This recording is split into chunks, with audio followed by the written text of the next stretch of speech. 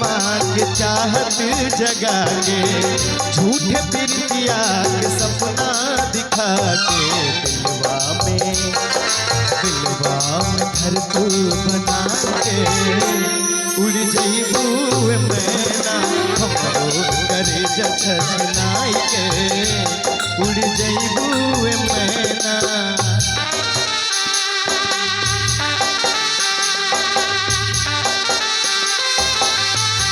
क्या बात है।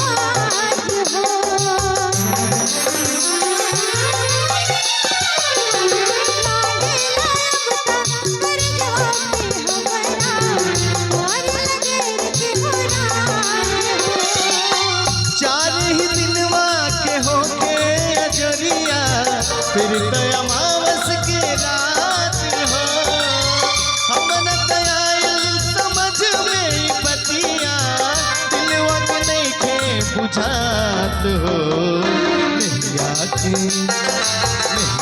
के रंगवा चढ़ाई के उड़ जइबू मैना दिलवा में घर तू बनाई के उड़ जइबू मैना।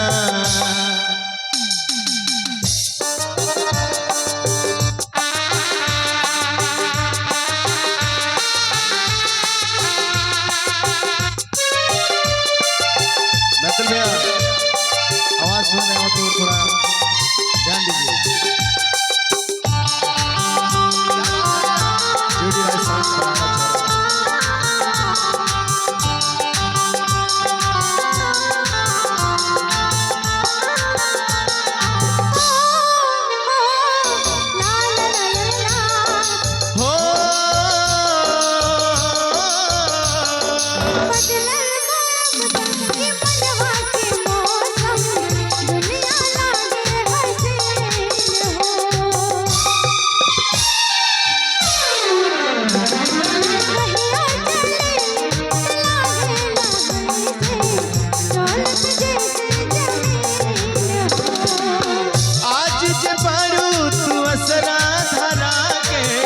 एक दिन हो जइबू दूर हो शीशा के जैसे दिलवा बेचारा हो जाई चकना चूर हो नैया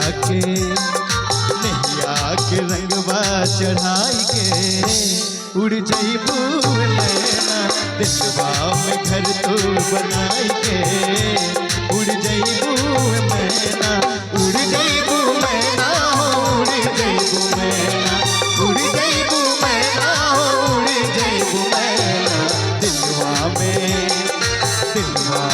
घर तू बनाई के उड़ जइबू।